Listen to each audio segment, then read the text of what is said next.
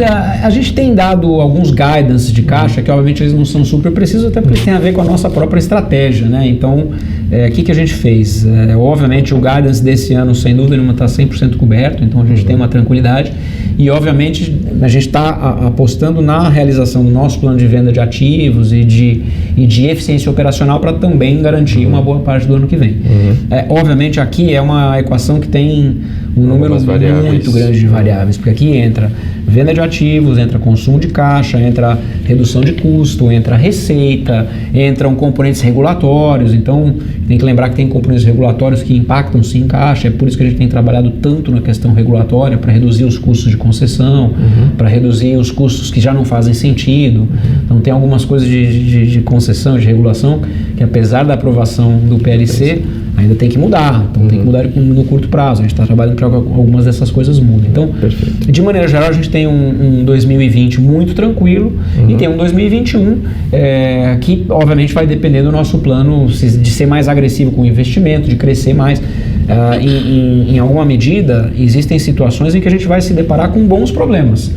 Por exemplo, uma penetração, uma velocidade de penetração do nosso FTTH em relação a casas conectadas por casas passadas que aumenta, que é maior do que a expectativa. Isso é um bom problema, porque eu tenho que fazer CAPEX adicional para conectar, mas eu estou conectando um subscriber, um assinante que vai me gerar receita imediata. Aí também aumenta a tua receita. E aí, obviamente, talvez eu tenho que manter,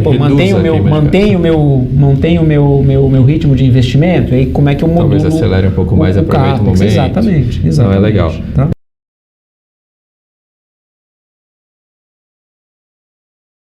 Gente, todo o mercado, na verdade, é um mercado que é fruto de demanda, oferta de ações e perspectiva de curto e longo prazo. E aí você tem componente técnico, tem componente de volume e tem componente de confiança. Não tem muita dúvida, acho que são os três, tá?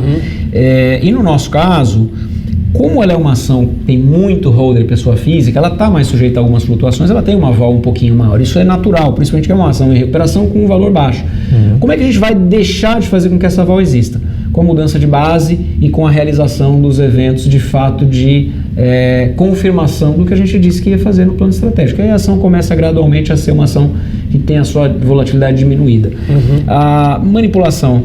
Gente, é muito difícil falar em manipulação de mercado. Qualquer mercado está sujeito a, entre aspas, manipulação. Eu não diria que esse seja o principal dos nossos problemas, embora qualquer tipo de especulação, de uma maneira geral, ela pode ser base para uma potencial variação de ação que é indevida, mas eu diria para você que é muito mais uma visão de trazer, consolidar o caso a médio e longo prazo do que só uma questão de tem gente pressionando aqui, tem gente pressionando ali, até porque precisa ter volumes muito significativos para fazer essa pressão. Sim, tá? Verdade.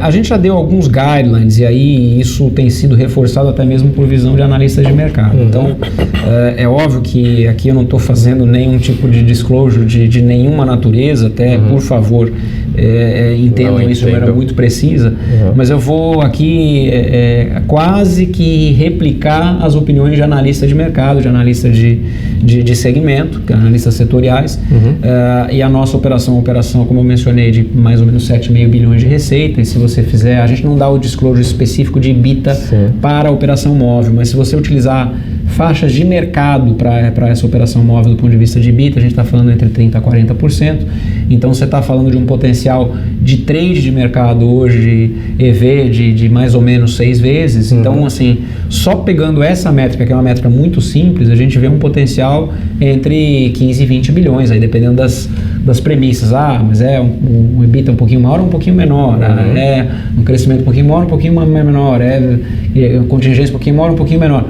Do ponto de vista de métrica, acho que é importante dizer que a nossa operação móvel não tem dívida, é uma dívida muito pequena. Perfeito. Então, nesse caso, o EV de múltiplo é praticamente o valor de mercado. Perfeito. Tá? Mas